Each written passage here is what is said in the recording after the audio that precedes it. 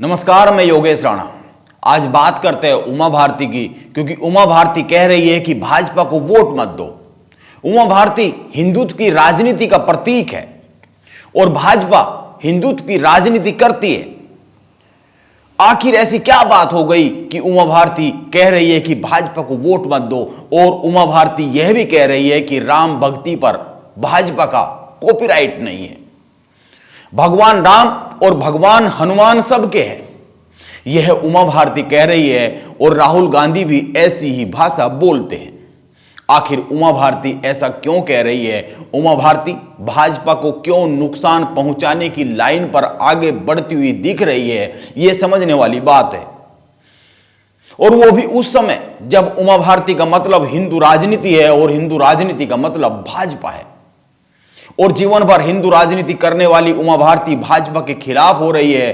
कई लोगों का कहना है कि वो भाजपा के खिलाफ नहीं हो रही है, बल्कि वो भाजपा के केंद्रीय नेतृत्व पर एक दबाव बनाना चाह रही है। यह उमा भारती की दबाव की राजनीति है। कई सारे लोग ये मान रहे हैं, लेकिन सवाल तो यह भी है कि उमा भारती के पास ऐसा क्या है? क्या उमा भारती के पास ऐसा कुछ है आज की मौजूदा राजनीति में जो वो भाजपा के केंद्रीय नेतृत्व पर कोई दबाव बना सके? यह सवाल है। और आइए इन दोनों सवालों को आगे बढ़ते हैं और इन पर बात करते हैं। पहली बात, ऐसी क्या बात हो गई कि उमा भारती को दबाव की राजनीति करनी पड़ रही है? उमा भारती लोधी समाज से आती है और लोधी समाज का प्रभाव मध्य प्रदेश, उत्तर प्रदेश और राजस्थान की कुछ सीटों पर है। मध्य प्रदेश की तो बहुत सारी सीटों पर है, उत्तर प्रदेश की भी बहुत सी सीटों पर है। उमा भारती अभी हाल ही में भोपाल में लोधी समाज के एक कार्यक्रम में शामिल होने गई और उमा भारती ने वहां पर जो बोला, उनका जो बयान रहा, उसी के बाद यह बात चली कि उमा भारती दबाव की राजनीति पर उतर आई है। उमा भारती ने लोधी समाज को संबोधित करते हुए वहां पर सम्मेलन में कहा, मैं आपसे नहीं कहती कि आप पार्टी के निष्ठावान सिपाही बने। आपको अपने हित देखने हैं। आपको उसी उम्मीदवार को वोट देना है जिसने आपका सम्मान रखा हो, जिसने आपको उचित स्थान दिया हो। यह उमा भारती ने लोधी समाज को संबोधित करते हुए कहा। उनकी इन बातों का साफ साफ एक संदेश है, और संदेश यह है कि आप उसी को वोट करना जिसने आपका सम्मान रखा हो, जिसने आपको उचित स्थान दिया हो। और यह जो मौजूदा राजनीति है उमा भारती की, यह तो सभी को पता है कि इस समय भाजपा में उमा भारती के लिए कोई भी उचित स्थान नहीं है। उमा भारती ने एक और कार्यक्रम में भाजपा के खिलाफ मोर्चा खोला है।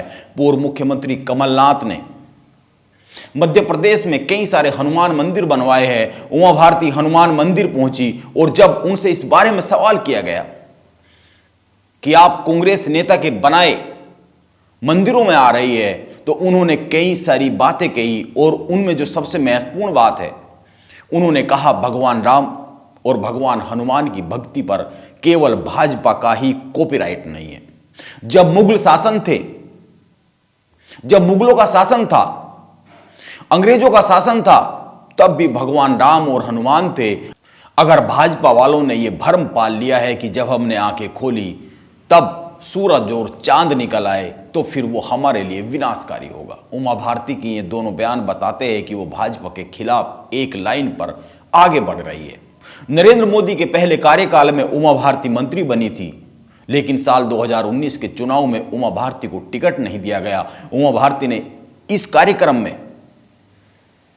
लोधी समाज के जिस कार्यक्रम में वो शामिल हुई, उसमें यह भी कहा कि मध्य प्रदेश में करीब 50 विधानसभा सीटें ऐसी है जिस पर लोधी समाज का प्रभाव है, और इनमें से 27 सीटें तो ऐसी है जहां पर लोधी समाज ही जीत और हार तय करता है।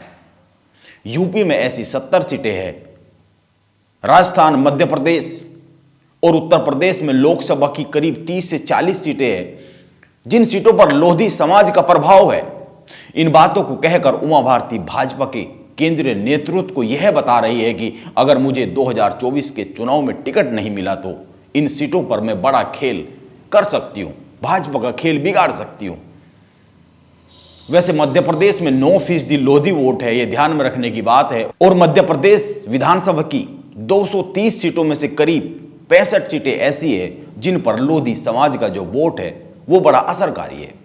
इसके साथ ही लोकसभा की तकरीबन 13 सीटें हैं जहां पर लोधी समाज का वोट बड़ा असर डालता है।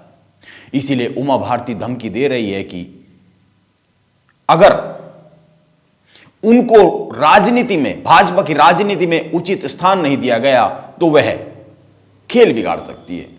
लेकिन सवाल तो यह है कि क्या उमा भारती भाजपा का कुछ सीटों पर खेल बिगाड़ने की स्थिति में भी है?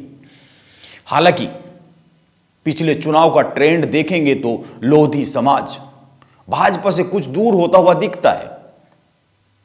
अगर आप मध्य प्रदेश की उन सीटों का विश्लेषण करेंगे जिन सीटों पर लोधी समाज का असर है, लेकिन आप दो बातों पर गौर कीजिए, इसका उत्तर आपको खुद ब खुद मिल जाएगा कि उमा भारती भाजपा का क्या बिगाड़ सकती है और उमा भारती इतनी नाराज क्यों हो रही है। पहली बात, उमा भारती को साल 2004 में भाजपा से निष्कासित कर दिया गया था। उमा भारती ने उस समय पर भाजपा के बड़े नेताओं को लेकर कुछ बयानबाजी की थी।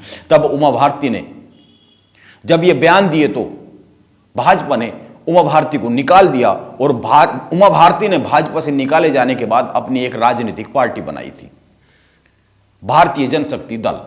उमा भारती ने अपनी पूरी ताकत लगाई इस भारतीय जनशक्ति दल को खड़ा करने के लिए, इसको पहचान दिलाने के लिए, लेकिन उमा भारती पूरी तरीके से असफल साबित हुई।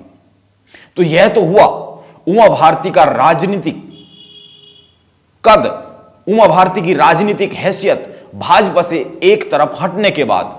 यह प्रमाण है उस वक्त जब वो भाजपा से अलग होकर राजनीति कर रही थी तो उनकी राजनीतिक हैसियत, अपनी वो राजनीतिक हैसियत को खड़ा नहीं कर पाई।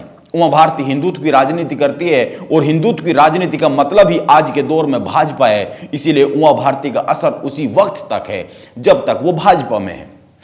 अब एक दूसरी बात समझिए, उमा भारती के एक करीबी है, रिश्तेदार है प्रीतम लोधी। मध्य प्रदेश की राजनीति में उनको भाजपा ने पार्टी से बाहर का रास्ता दिखा दिया है। उन पर ब्राह्मणों और महिलाओं के खिलाफ गंभीर टिप्पणी करने के आरोप है और यह टिप्पणी इतनी आपत्तिजनक थी कि भाजपा को उनको पार्टी से बाहर करना पड़ा। उमा भारती के एक भतीजे हैं राहुल लोधी। यह माना जा रहा है कि उनको मध्य प्रदेश के जो आने वाले विधानसभा चुनाव है इसमें टिकट नहीं मिलेगा। इसीलिए उमा भारती परेशान है, क्योंकि यह माना जा रहा है कि उमा भारती मध्य प्रदेश और उत्तर प्रदेश में से कहीं से टिकट मांग रही है और केंद्रीय नेतृत्व शायद ही उनको लोकसभा का टिकट दे। तो इसीलिए उनके और उनके परिवार, उनके करीबियों के ये जो राजनीतिक समीकरण है, इन्हीं को लेकर उमा भारती परेशान है और वो यह दबाव की राजनीति का रास्ता अपना रही है। यानी उमा भारती की जो राजनीति है वो कहीं कहीं परिवारवाद की राजनीति भी साफ साफ दिख रही है। अब एक बात और समझिए, उमा भारती पिछले लंबे समय से मध्य प्रदेश में शराबबंदी और अन्य मुद्दों को लेकर शिवराज सिंह चौहान की सरकार को घेरती हुई साफ साफ दिखती है। वह बहुत ज्यादा शिवराज सिंह चौहान की सरकार को लेकर आक्रामक दिखती है, लेकिन भाजपा ने कभी भी उनको जरा सा भी गंभीरता से नहीं लिया है। अंत में यह भी याद कर लीजिए कि उत्तर प्रदेश में कल्याण सिंह ने भी अलग पार्टी बनाई थी भाजपा को सबक सिखाने के लिए, लेकिन वो कितनी बुरी तरीके से असफल साबित हुए थे यह तो सभी जानते हैं। भाजपा से जुड़े हुए वो नेता जो हिंदुत्व की राजनीति करते हैं, जनता उनको भाजपा से अलग होकर कितना स्वीकारती है यह समझा जा सकता है। इसीलिए उमा भारती से भाजपा का मौजूदा नेतृत्व कितना दबाव में आएगा यह बहुत ही साफ साफ सी तस्वीर है। और अगर उमा भारती से भाजपा का केंद्रीय नेतृत्व बहुत ज्यादा दबाव में आता तो 2019 में भी आता। इसीलिए उमा भारती आजकल बहुत ही बेचैन है। नमस्कार, आप बने रहे मेरे साथ।